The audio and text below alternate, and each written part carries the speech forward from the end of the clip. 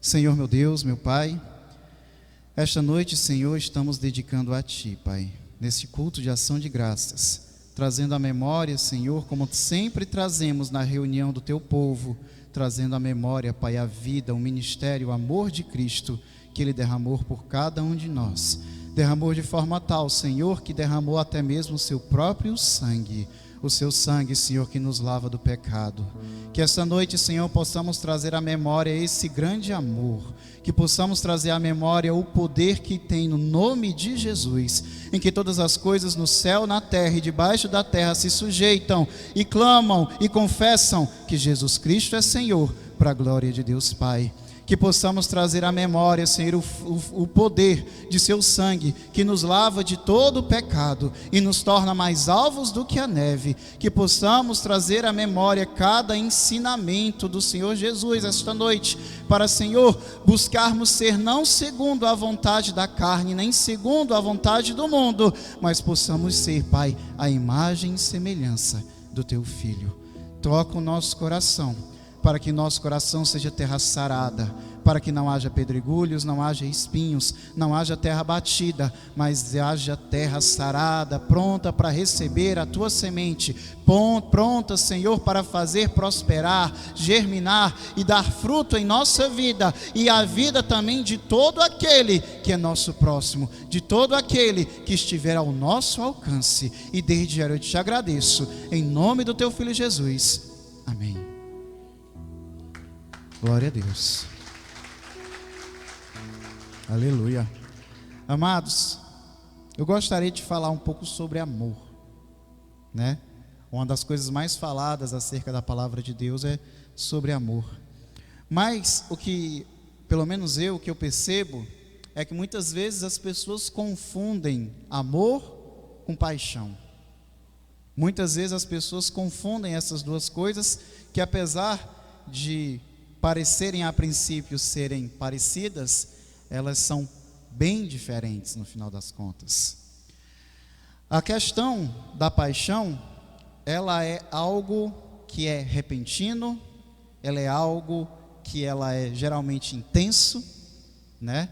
É o que muitas vezes nos dá a coragem de enfrentar dificuldades para conquistar aquilo pelo que nós nos apaixonamos, para alcançar aquilo pelo qual nos apaixonamos. Geralmente falamos de paixão, falamos de relacionamento entre pessoas, né? Normalmente entre homem e mulher, entre mulher e homem, né? Mas às vezes nós também nos apaixonamos aos nossos sonhos, nos apaixonamos pelo nosso trabalho, nos apaixonamos também pelos nossos filhos, né? Pelos nossos amigos. Às vezes temos uma amizade nova que nos traz algo novo na nossa vida, que nos dá um ânimo novo. Às vezes nós nos apaixonamos até mesmo por coisas, por experiências, por sensações. Eu gostaria de pedir que ligassem ali a luz do lado do fundo. Quase aí, obrigado, muito obrigado. Amém? E a paixão, quase sempre, ela se trata de algo que é projetado. Não se trata de algo que é baseado no que é real, no que é de fato, mas é algo, nós nos apaixonamos por aquilo que esperamos, que desejamos que seja. Nos apaixonamos por uma imagem que o nosso eu projeta no outro ou naquela experiência que buscamos ter, né? Muitas vezes ela surge a princípio por uma beleza que enche os nossos olhos, a princípio por uma qualidade que para nós ela é muito importante, que para nós é muito cara. Às vezes nos interessamos por pessoas que são inteligentes, ou por pessoas que são bonitas, ou por pessoas que são bem-sucedidas, ou por pessoas que são alegres, animadas, que às vezes a gente está meio triste no dia, mas a pessoa tem um humor de tal forma que transforma o nosso dia que estava meio triste num dia mais feliz, que no momento de tristeza nos faz sorrir.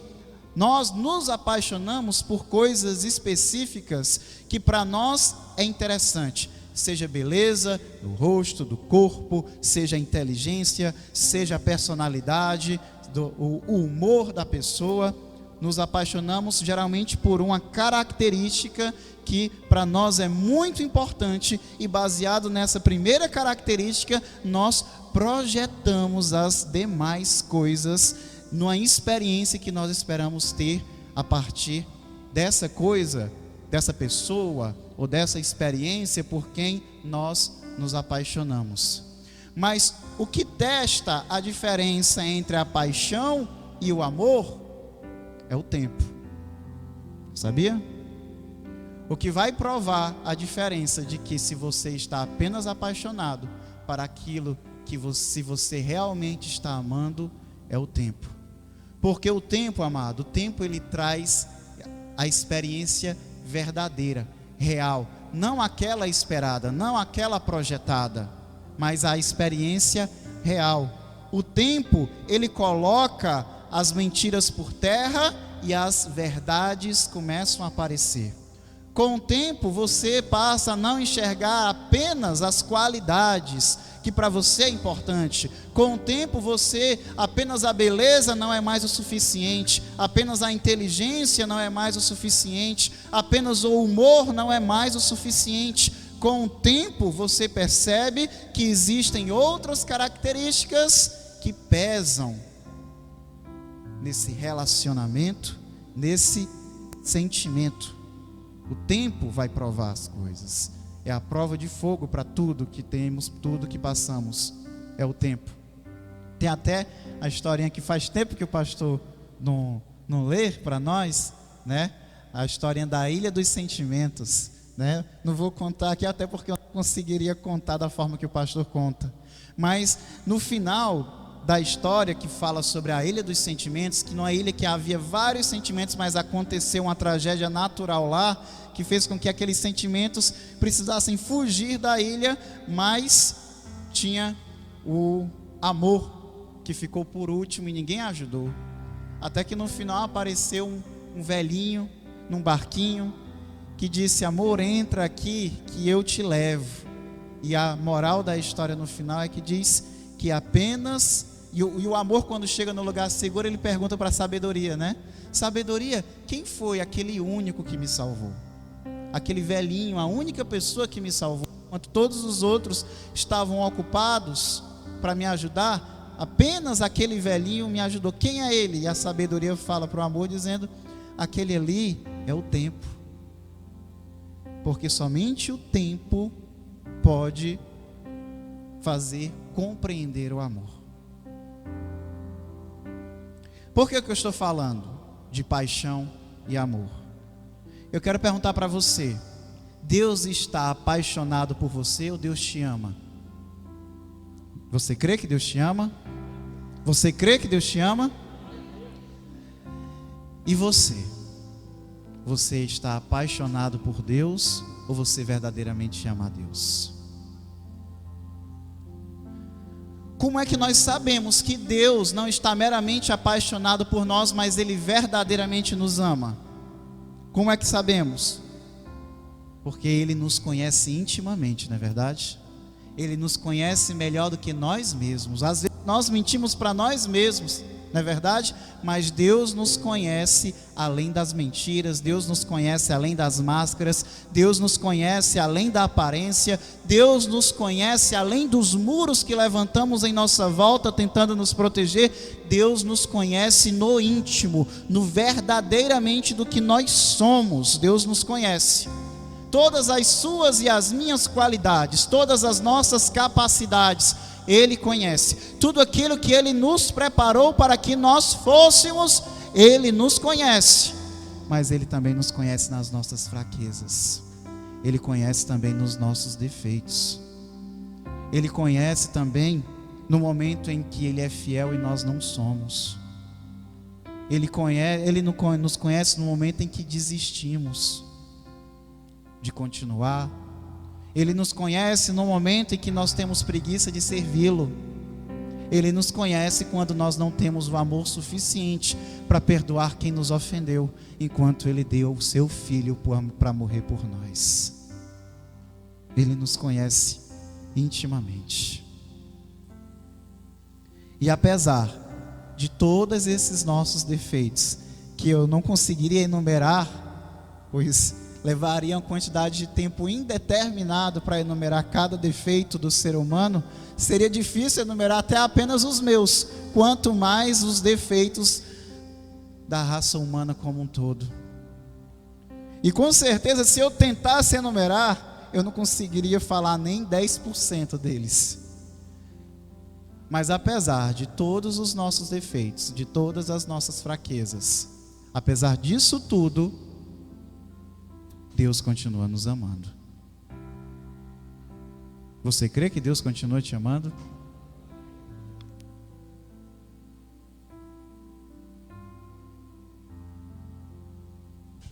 Eu creio que Deus me ama. A palavra de Deus, lá em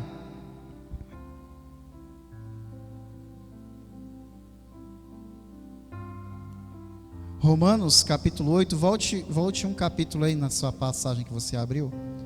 Capítulo 8, versículo 38 fala: porque eu estou bem certo que nem a morte, nem a vida, nem os anjos, nem os principados, nem as coisas do presente, nem do porvir, nem os poderes, nem altura, nem profundidade, nem qualquer outra criatura poderá separar-nos do amor de Deus que está em Cristo Jesus, nosso Senhor.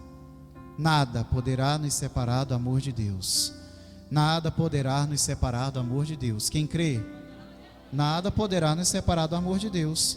Mas, amados, é inquestionável que Deus nos ama verdadeiramente e que em toda a história da humanidade Deus jamais desistiu de nós, porque Ele traçou um plano que é discutido em quantas partes esse plano foi distribuído, em quantas partes esse plano foi dividido, mas nós sabemos que houve um momento neste plano que fez toda a diferença para a nossa vida, que esse momento foi a maior expressão de amor na história, que foi Cristo, que foi a morte do nosso Senhor na cruz, a maior expressão daquele que é santo e é perfeito, ter sido julgado e morto por aquele que é pecador, e ainda assim ter dito: Pai, perdoa-lhes, porque não sabem o que fazem.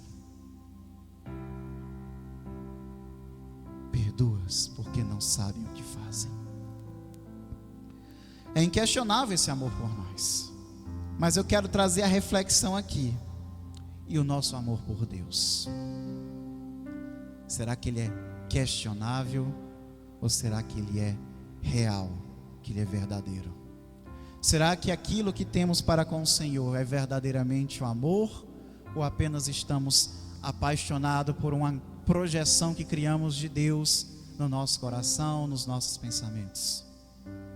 Hoje em dia nós vemos muitas filosofias se misturando com religião, se misturando com conceitos bíblicos e conceitos de Deus e de Cristo.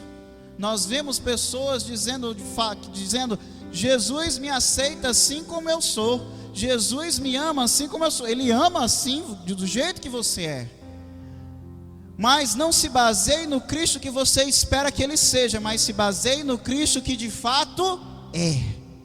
Não se engane a si mesmo de achar que Ele quer você com todos os seus defeitos, mas Ele veio para te trazer vida nova e vida em abundância. Ele não veio para que tu se apegue ao velho homem ou à velha mulher e morra agarrado com unhas e dentes fincados nesse velho homem, nessa velha mulher, porque para todos aqueles em quem Ele foi enviado, Ele chegava e dizia, mesmo Ele falando: olha, eu também não te condeno, mas vai e o quê? Não peques mais. Ele falou: continua pecando? Continua do jeito que está? Ele disse: olha, eu não te condeno, eu te amo, mas vai e não peques mais. Quando Ele chamou o apóstolo Mateus para ser um dos 12, no seu primeiro encontro, Mateus estava ali, cobrando impostos. E ele disse: olha, Mateus, hoje importa que eu pouse em tua casa para cear.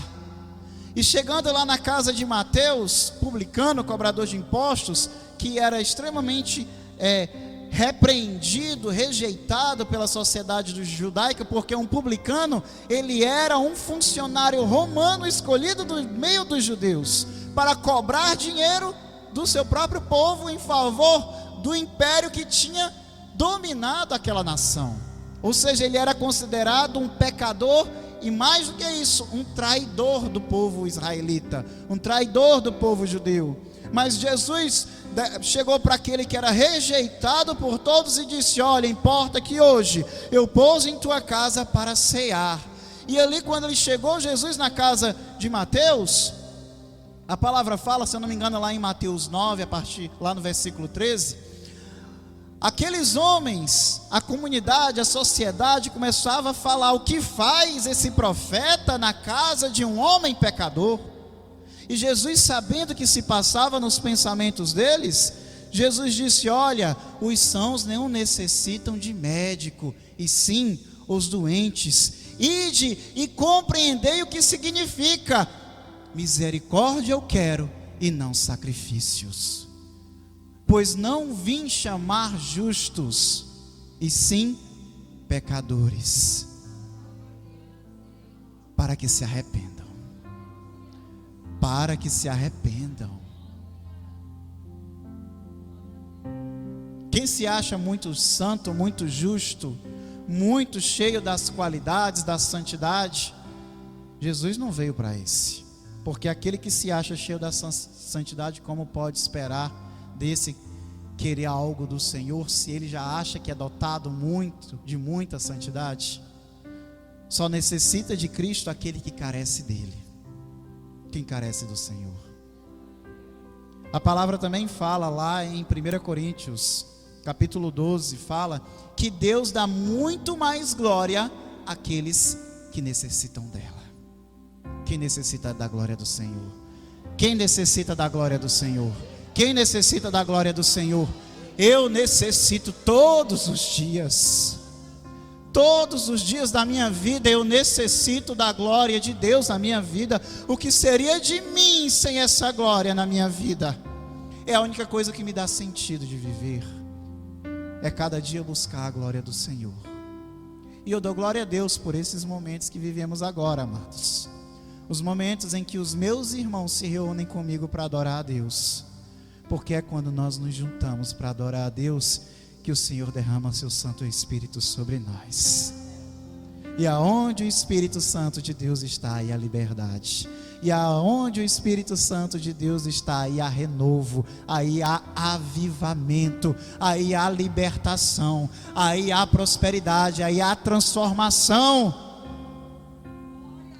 aí há cura, aí há cura. Oh, glória a Deus e aleluia. Mas precisamos aprender a amar a Deus além das coisas boas que Ele tem para nos oferecer.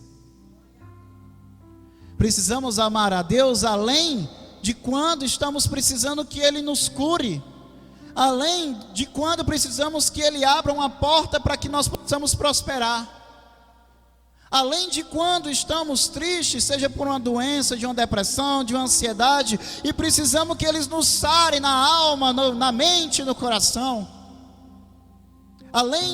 Precisamos amar a Deus, além de quando estamos apaixonados por outras pessoas, por uma menina, por um menino, por um homem, por uma mulher, e desejamos intensamente ao ponto de pedir: Senhor, me honra com meu varão, Senhor, me honra com minha esposa. Precisamos amar a Deus além das nossas necessidades, além das nossas angústias, além dos nossos interesses que nós temos nas bênçãos das mãos do Senhor.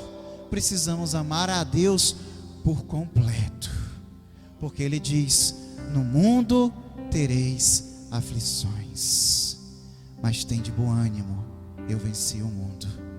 Precisamos amar a Deus nas aflições, nas dificuldades, quando Ele nos prova no nosso amor, quando Ele nos prova em coisas que nós não conseguimos compreender, quando passamos uma dificuldade, uma provação na nossa vida tão difícil, que nós perguntamos, questionamos: por que, Senhor? O que foi que eu fiz para estar passando por isso?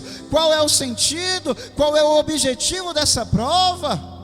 Precisamos amar a Deus além do que podemos compreender, do que Ele realiza e permite em nossa vida, porque tudo que Deus permite, toda obra de Deus operada em nossa vida, ela tem um objetivo lá na frente, e esse objetivo nunca será de destruição e nem de condenação, senão de restauração e vida. Quem crê?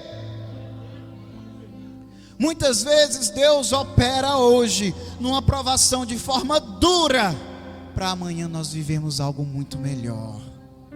Muitas vezes hoje pagamos um certo preço sobre a nossa vida. Ah, Senhor, eu oro, eu leio, eu louvo, eu vou aos cultos, eu ajudo os meus irmãos que necessitam, às vezes eu ajudo quem eu nem conheço. Por que que eu passo por prova? Às vezes, amado, é um preço que nós estamos pagando, um pequeno preço, para que a obra que Deus já realizou em nossa vida possa ser realizada na nossa casa. Mas como assim, pastor? Mas a palavra, mas o preço já não foi pago na cruz por Jesus?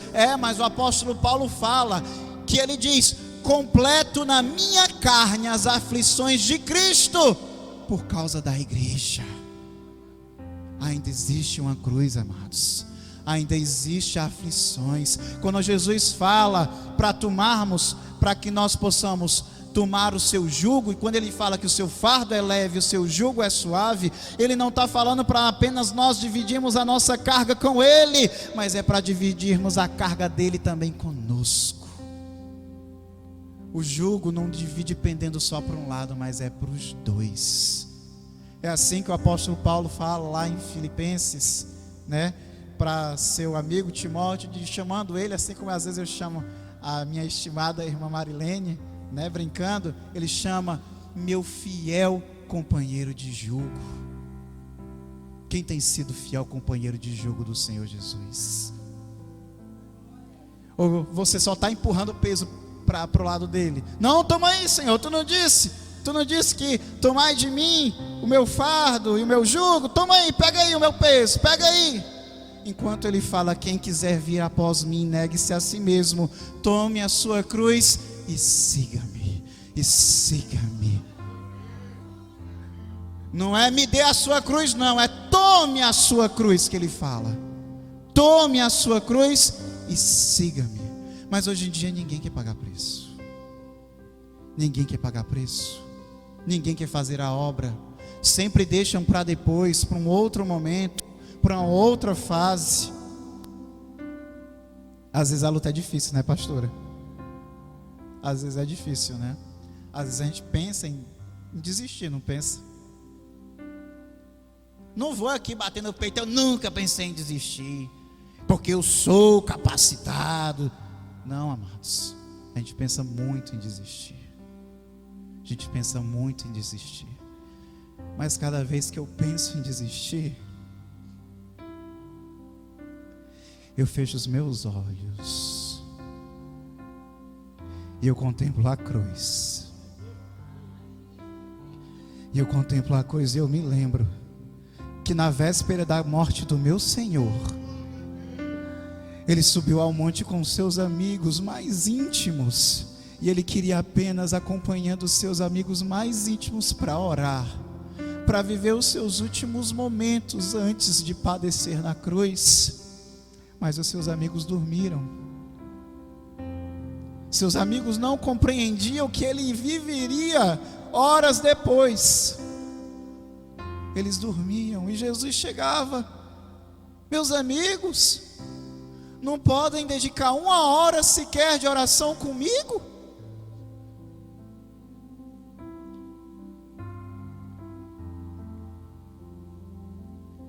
Vigiai e orai. Vigiai e orai. E mais uma vez ele foi orar. E quando ele termina mais uma oração, ele abre o olho, está lá Pedro, Tiago e João dormindo novamente. Não podeis dedicar 1 hora sequer de oração comigo? E a sua oração ali sozinho. A palavra fala no Evangelho de Lucas que ele estava tão tenso, o peso emocional e espiritual sobre Jesus naquele momento era tão tremendo, que a palavra fala que ele suava sangue. Ele suava sangue. E ali, enquanto ele orava sozinho, enquanto seus amigos estavam dormindo, enquanto Judas estava entregando e vendendo a vida dele aos sacerdotes por mera 30 moedas de prata, por meros 1 mês de salário, 1 mês de salário, ele vendeu Jesus. Enquanto os sacerdotes maquinavam e articulavam com os soldados para prender Jesus, já estavam ali acordando o sacerdote Anás, que nem era mais para participar do sinédrio, pois já havia se entregado seu ministério a Caifás, já estava jubilado, mas chamaram Anás porque Anás, mesmo jubilado, permanecia como autoridade espiritual, e sabiam que ele seria conivente com o sacrifício, com a morte de Jesus. Então chamaram aquela influência poderosa para falar contra e julgar contra o nosso Senhor Jesus,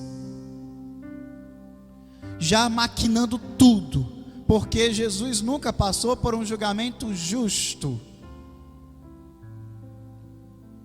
nunca passou. Ele foi condenado injustamente, sem ter cometido um crime, sem ter cometido um pecado. Nem na lei judaica, nem na lei romana tinha cometido nenhum crime, nenhum pecado, mas foi condenado. Enquanto nós que pecamos somos salvos pela sua graça. A palavra fala que o salário do pecado é a morte. É isso que nós merecemos. Mas o dom gratuito de Deus é a vida. Fale alto. O dom gratuito de Deus é a... Foi isso que Ele te deu. Mas não foi uma vida qualquer. Ele deu a própria vida por ti. E é por isso que o apóstolo Paulo fala: e agora não vivo mais eu, mas Cristo vive em mim. Porque essa vida que agora tenho, vivo por causa do Filho de Deus que me amou e a si mesmo se entregou por mim. Quem vive em você, igreja? Quem vive em você, igreja?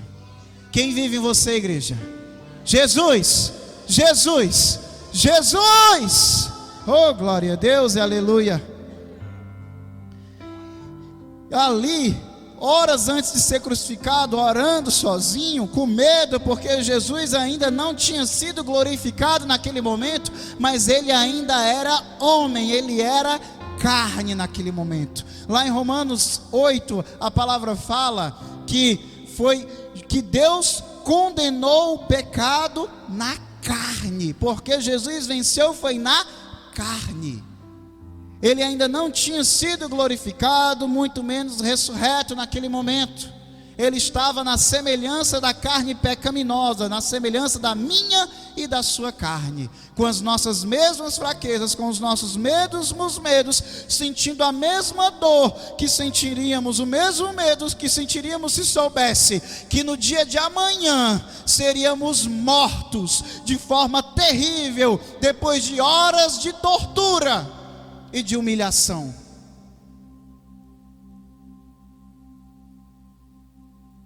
Ele sentiu o mesmo medo que qualquer um de nós sentiria. Ele sentiu a mesma dor que qualquer um de nós sentiria se nos açoitassem com varas e com chicotes. Se tivessem nos rasgado as nossas roupas, ele sentiu a mesma vergonha que nós sentiríamos. A mesma dor de ter uma coroa de espinhos colocada em suas cabeças. A mesma dor dos pregos penetrando as mãos e os pés. o mesmo cansaço de depois de horas de tortura, estar carregando uma cruz, subindo um monte. Enquanto carregava essa cruz, sendo cuspido, empurrado e xingado.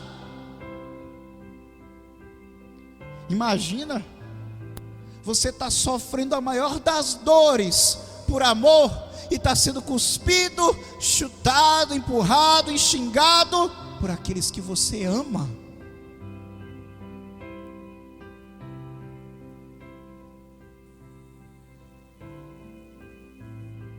Tudo ele sentia naquele momento.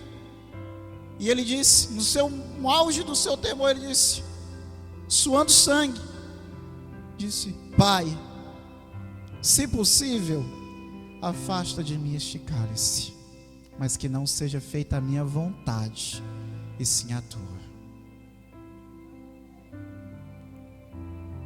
Ele não desistiu de nós, mesmo com todas as coisas contrárias. Ele ofereceu a sua vida, não foi por pessoas cheias de virtudes, cheias de qualidade, cheias de amor, mas ele ofereceu a sua vida pelos pecadores, por mim, por você, por pessoas que têm dificuldade de perdoar, por pessoas que têm pena de dar R$2 para uma pessoa que passa fome. Ele deu a vida por pessoas que às vezes maltratam seus entes queridos.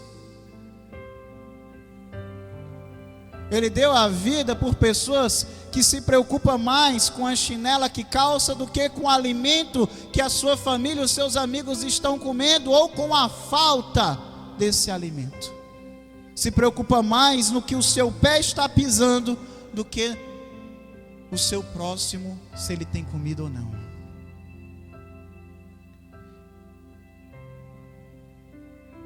Ele deu a vida por pessoas que mentem, por pessoas que falam mal uma das outras. Ele deu a vida por pessoas que vai num jantar e gasta R$1.000 num jantar, mas vê um mendigo na rua e diz: é vagabundo. Pessoas que gastam em uma garrafa de bebida mais do que uma família inteira consegue ganhar em um mês de trabalho. Ele deu a vida por essas pessoas. Não foi por pessoas virtuosas, cheias de amor e qualidade. Foi por pessoas pecadoras, por pessoas más. E eu te pergunto, você faria o mesmo por ele? Ele pede: ameis uns aos outros, assim como eu vos amo, porque ninguém tem amor maior do que este, de dar a sua própria vida pelos seus amigos. E sereis conhecidos como os meus discípulos, se amardes verdadeiramente uns aos outros, assim como eu vos amo. Depois de ter dito tudo isso, amados, é difícil dizer se amamos uns aos outros como Jesus nos ama, né? É difícil. Se poderíamos fazer pelos outros o que Ele fez por nós, apesar de que é isso que Ele nos pede, é para isso que Ele nos chama. É para isso que Ele nos chama. E apesar de, amados, eu não ter certeza, porque eu só teria certeza se eu te amo dessa mesma forma com que Jesus nos ama, eu só poderia ter certeza se a minha vida estivesse em risco e eu não negasse oferecê-la por ti. Dou glória a Deus que a minha vida não está em risco. Então não tenho certeza, mas tudo fazemos e falamos pela fé. Nem que seja como uma profecia, amados. Por isso eu digo: igreja, eu te amo. Eu te amo. Diga aí para o seu irmão que ama ele. Não diga aquela frase fácil não: Jesus te ama e eu também. Isso é muito fácil falar, é muito impessoal. Diga: meu irmão, eu te amo. Eu te amo.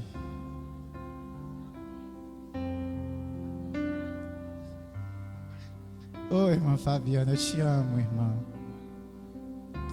Amém. Irmã Bruna, irmã Vitor, Rosivan, eu te amo, meu irmão. Eu te amo, igreja. Irmão Gabriel, a qual... Oh, glória. Irmã Sina, eu te amo, irmã. Irmão Eribaldo, eu te amo, meu irmão. Fique com vergonha não. Fabinho não importa o momento, né, Fabinho? Tá difícil, tá fácil, o Fabinho tá rindo. Cheio do Espírito Santo. Cheio do Espírito Santo. Irmã Liduína, eu te amo, irmã. Eu te amo. Jesus te ama, irmã. Irmã Antônio Sérgio, te amo, meu irmão. É ruim a gente começar a falar o nome, porque aí, se a gente esquece, tem muita gente, se a gente esquece de falar algum, parece injusto. Irmão Cleilson, viu, irmão Cleilson, eu te amo, meu irmão. É verdade. Amados, esse ano agora, 2022, a igreja faz 25 anos. Agora em 2022, vocês sabiam? A igreja faz 25 anos, ou seja, são bodas de prata com a igreja, né, que nós temos. A nossa igreja está fazendo bodas de prata com o Senhor Jesus. Glória, vamos glorificar a Deus? Daqui a uns 6 meses, fazemos bodas de prata. A nossa igreja faz bodas de prata com Jesus. Eita Deus. Já estou falando em boda, já estou decretando que é a esposa, que já casou, não é nem mais noiva. Já casou, já está casada. Amém? Você, amados, amaria o Senhor da forma como Ele nos ama? Eu estou vendo um rapaz ali, eu não tenho certeza se é porque está muito longe, atrás da Gisele. Quem é que está atrás de ti, Gisele? Quem é? Glória a Deus. Jesus te ama, meu irmão. Jesus te ama, viu? Eu não sei por que Deus atraiu o meu olhar para você. Eu não sei por que Deus nesse momento atraiu o meu olhar para você. Não sei por quê. Jesus te ama, Deus te ama, irmão. Oh, aleluia. Mas, amados, é muito bom nesse momento nós estarmos expressando esse amor por Deus, esse amor uns pelos outros, né? Mas vamos lembrar, qual é a diferença do amor para a paixão? É quando ele é provado. Quando ele é provado. A paixão, ela não resiste à provação e ao tempo. Ela não resiste às dificuldades, às diferenças. Ela não resiste aos defeitos. Não resiste. Mas o amor vai além. O amor vai além. Ele suporta. Ele suporta. Ele vai além dos defeitos, das provas. Ele vai além do tempo. O amor suporta. E é isso que eu quero que a igreja reflita. Se verdadeiramente nós amamos a Deus, e se verdadeiramente nós amamos uns aos outros como Jesus nos ama. Porque quando tudo vai bem é muito fácil dizer: minha mãe eu te amo, meu pai eu te amo, meu irmão eu te amo. O difícil é dizer eu te amo quando meu irmão está fazendo algo que me desagrada. O difícil é dizer: Senhor, eu te amo, quando eu estou passando uma prova que eu quase não aguento mais. É muito difícil permanecer fiel quando a prova já se estendeu, no momento em que a nossa fé já começa a diminuir. Porque no começo da prova a gente se apega a Deus esperando o socorro de Deus, não é verdade?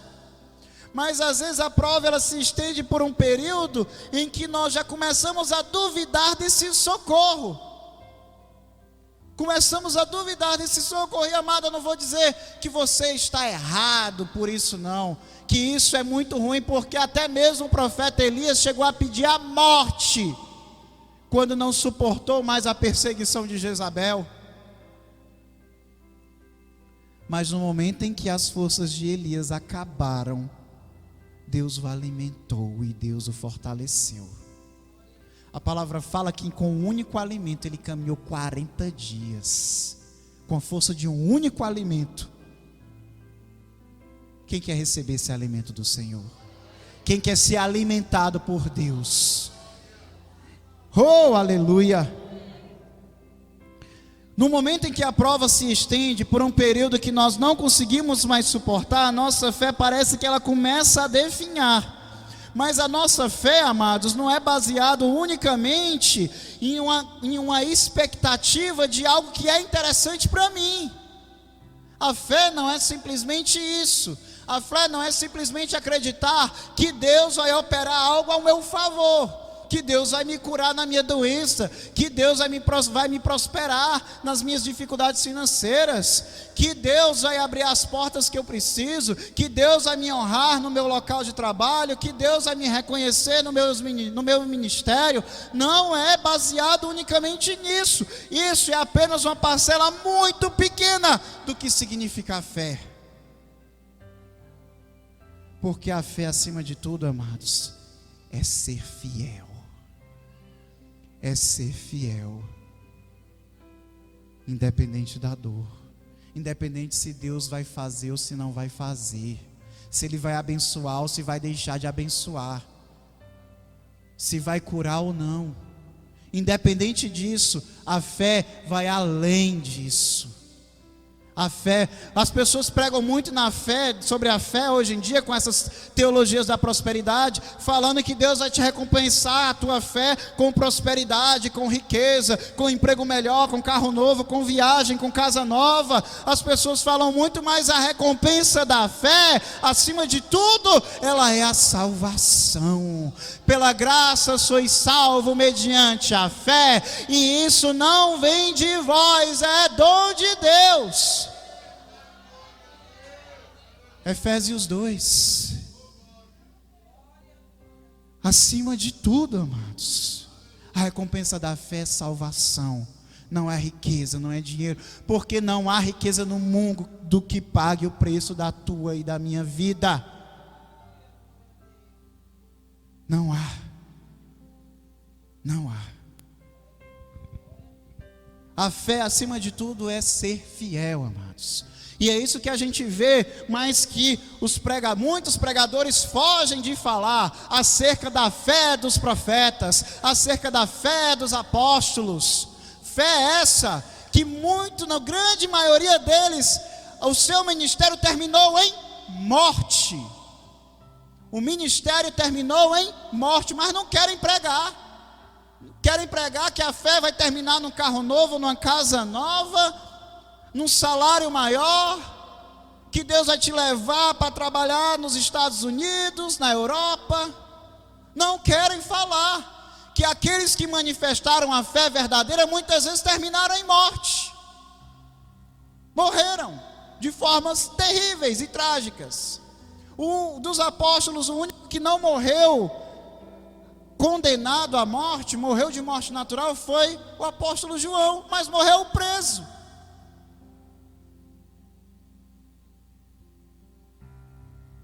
É duro ouvir isso? É duro?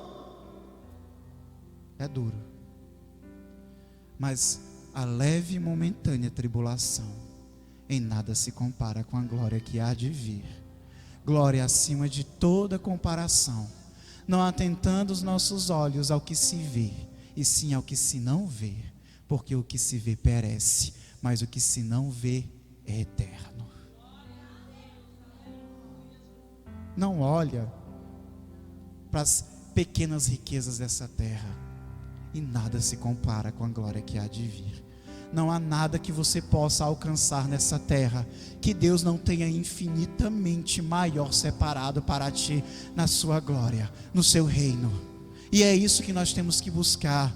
É o reino de Deus, a sua justiça. E o que for de necessário para viver aqui, enquanto Jesus não volta para nos buscar, Ele vai nos dar. Ele vai nos dar. Mas ser fiel. Porque as promessas é para quem é fiel.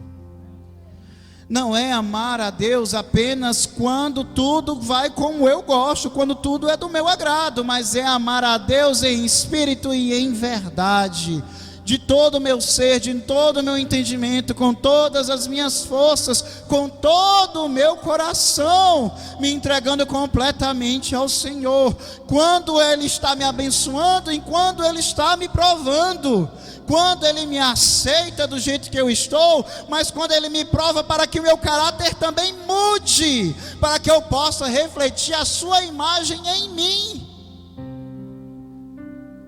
cada vez um pouco mais, como se nós fôssemos um espelho embaçado, em que aos poucos o Senhor vai pulindo, e cada vez mais o reflexo dele vai aparecendo de forma mais clara.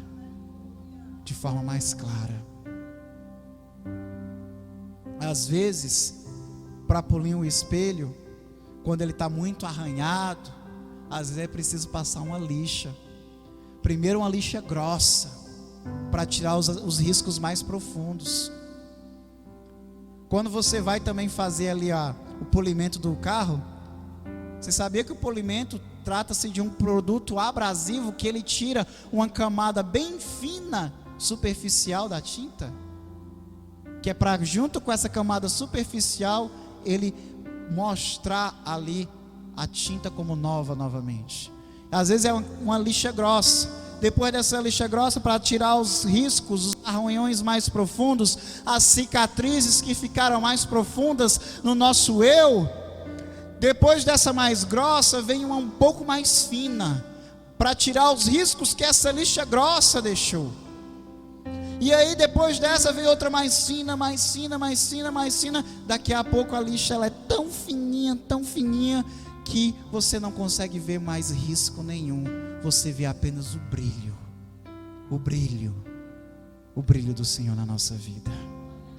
A palavra também nos compara ao ouro e à prata, que está sendo provado no fogo pelo ourives. Precisa passar pelo fogo para que as suas impurezas possam ser separadas da pureza do ouro e da pureza da prata. Quem dá glória a Deus ao Senhor pelas provas?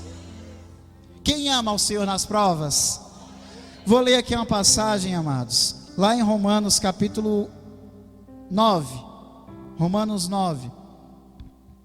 Amados, às vezes nós acontecem situações que, ao nosso olhar limitado, a nossa compreensão limitada, parecem ser muito duras. E eu já vi muitos dos meus irmãos questionar Deus, por que Deus permite que determinadas situações aconteçam? Por que existem determinadas doenças, determinadas tragédias naturais? Por que existem guerras, fome, desigualdade? Por que existe, por que é permitido tanta coisa ruim nesse mundo? Nosso entendimento, nosso olhar limitado não consegue compreender as coisas, não consegue ir além. Mas eu vou tentar dar uma esperança para os meus irmãos aqui agora, que depois da prova vem a vitória. Lá em Romanos, capítulo 9, versículo 6, e a pastora fez uma sequência de pregações de Romanos 7 a 11, não foi, pastora? Ainda falta concluir Romanos 11, que foi uma maravilha. E aqui, eu vou falar algo que está alinhado com o que ela tem pregado nas últimas semanas. Romanos 9, 6 está escrito: e não pensemos que a palavra de Deus haja falhado, porque nem todos de Israel são de fato israelitas, nem por serem descendentes de Abraão são todos seus filhos, mas em Isaque será chamada a sua descendência. Isto é, estes filhos de Deus não são propriamente os da carne, mas devem ser considerados como descendência os filhos da promessa, porque a palavra da promessa é esta: por esse tempo virei e Sara terá um filho. E não ela somente, mas também Rebeca, ao conceber de um só Isaque, nosso pai. Ainda não eram os gêmeos nascidos, nem tinham praticado bem e mal, para que o propósito de Deus quanto à eleição prevalecesse, não por obras, mas por aquele que chama. Já fora dito a ela: o mais velho será servo do mais moço. Como está escrito: amei a Jacó, porém me aborreci de Esaú. Que diremos, pois? Há injustiça da parte de Deus? De modo nenhum, pois ele diz a Moisés: terei misericórdia de quem eu me aprouver ter misericórdia, e compadecer-me-ei de quem me aprouver ter compaixão. Assim, pois, não depende de quem quer ou quem corre, mas de usar Deus a sua misericórdia, porque a Escritura diz a Faraó: para isso mesmo te levantei, para mostrar em ti o meu poder, para que o meu nome seja anunciado por toda a terra. Logo tem ele misericórdia de quem quer, e também endurece a quem lhe apraz. Tu, porém, me dirás: de que se queixa ele ainda? Pois quem jamais resistiu à sua vontade? Quem és tu, ó homem, para discutires com Deus? Porventura pode o objeto perguntar a quem fez: por que me fizeste assim? Ou não tem o oleiro o direito sobre a massa, para do mesmo barro fazer um vaso para a honra e outro para a desonra? Que diremos, pois, se Deus, querendo mostrar a sua ira e dar a conhecer o seu poder, suportou com muita longanimidade, muita paciência, os vasos de ira preparados para a perdição, a fim de que também desse a conhecer as riquezas da sua glória em vasos de misericórdia, que para a glória preparou de antemão, os quais somos nós, e que também chamou, não só dentre os gentios, mas também, não só dentre os judeus, mas também dentre os gentios, assim como também diz a Oséias: chamei povo meu ao que não era meu povo, e amada a que não era amada. E no lugar em que lhes disse: vós não sois meu povo, ali mesmo serão chamados filhos do Deus vivo. Mas relativamente a Israel, dele clama Isaías: ainda que o número dos filhos de Israel seja como a areia do mar, o remanescente é que será salvo. Ou seja, nem toda Israel será salvo, mas o remanescente, porque o Senhor cumprirá a sua palavra sobre a terra cabalmente, e em breve, como Isaías já disse: se o Senhor dos exércitos não nos tivesse deixado descendência, ter-nos-íamos tornado como Sodoma e semelhante a Gomorra. Que diremos, pois? Que os gentios que não buscavam a justificação tiveram alcançado? Todavia aqui decorre da fé. E Israel, que buscava a lei de justiça, não chegou a atingir essa lei. Por quê? Porque não decorreu da fé, e sim como que das obras. Tropeçaram na pedra de tropeço, como está escrito: eis que ponho em Sião uma pedra de tropeço e rocha de escândalo, e aquele que nele crê não será confundido. Uma leitura meio extensa, talvez um pouco cansativa para alguns, né, amados? E talvez um pouco difícil de compreender também para alguns. Mas o que é que ele está falando aqui? Resumidamente ele está falando aqui, que Deus operou de forma extremamente dura para com Israel, rejeitando boa parte de Israel, foi rejeitada por Deus, para que essa rejeição, para que aqueles que foram rejeitados, nós que não somos de Israel, pudéssemos fazer parte com ele.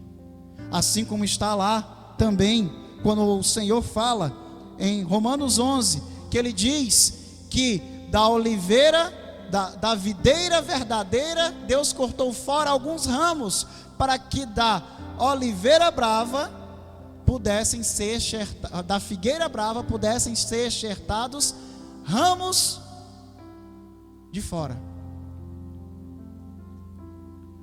A palavra fala que Deus recusou boa parte de Israel para que nós pudéssemos ser alcançados pela sua misericórdia. Pastor Tiago, não estou conseguindo compreender. A promessa desde o princípio estava sobre Israel. estava sobre Israel desde o princípio. Mas quando veio Jesus encontrou em Israel um povo que não tinha fé.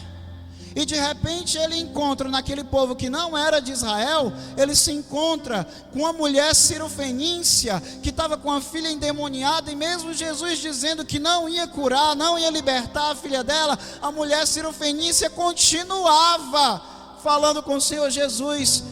E Jesus dizia para a mulher cirofenícia: olha, não é lícito tirar o pão dos filhos para dar aos cães. E a mulher fala: mas até mesmo os cachorrinhos comem na mesa de seus donos. Quando Jesus ouviu a mulher, depois de ter ouvido palavra tão dura, tendo sido chamada de cão, tendo da sua filha que estava em angústia, endemoniada, tendo sido chamada de cão, depois de ter ouvido isso, ela respondeu: Senhor, mas até os cachorrinhos comem da mesa de seus donos, de seus senhores.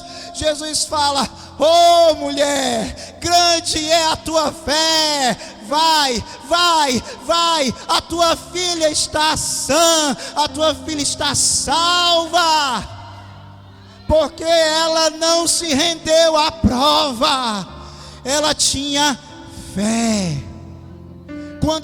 Quando ele chega, de repente ele ouve um centurião romano do povo que tinha matado ele. Esse centurião chega para ele: Senhor, eu tenho um servo que para mim é muito querido, e ele está doente de cama, e ele está para morrer, mas a minha casa, ela não é digna de te receber. A minha casa não é digna de te receber, Senhor. Eu sou autoridade, eu mando a um soldado, ele vem, assim eu sei que tu és Senhor, que basta apenas tu decretar com uma palavra, que o meu servo será curado, e eu creio que ele será.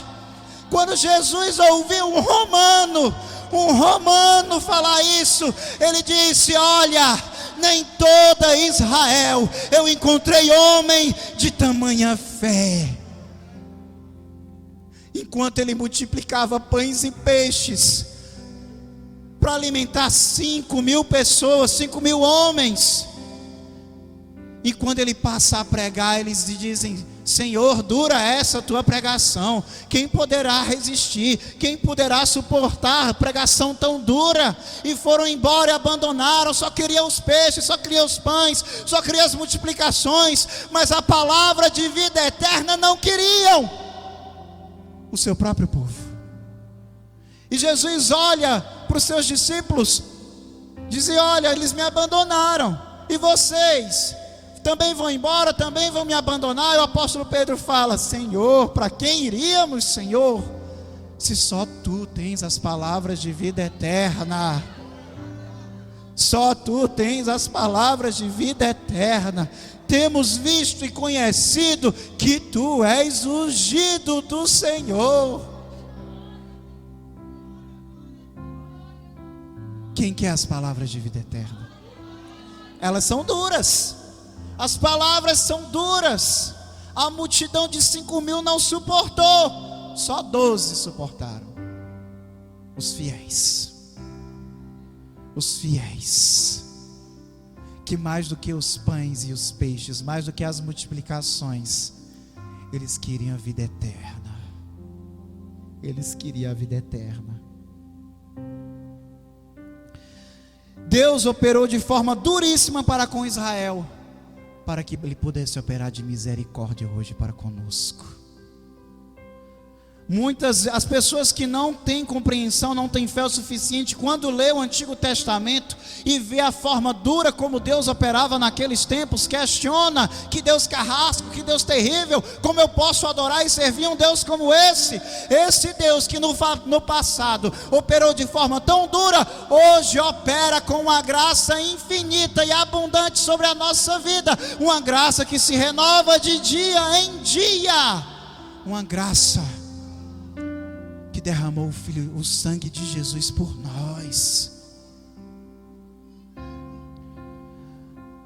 Aquilo que Israel sofreu no passado produziu para nós um eterno peso de glória. Aquilo que nós sofremos hoje aquilo que nós sofremos hoje produzirá para nós e a nossa casa um eterno peso de glória. Quem crê, quem recebe, oh glória a Deus, é um eterno peso de glória. Não é só agora não, não é só nessa terra não, não é só esse ano ou no ano que vem não, é eterno, é para a eternidade. Vou terminar, amados, lá em Jeremias capítulo 29, versículo 11, está escrito: eu é que sei os pensamentos que tenho a vosso respeito, diz o Senhor, pensamentos de paz e não de mal, para vos dar o fim que desejais. Então me invocareis e passareis a orar a mim, e eu vos ouvireis.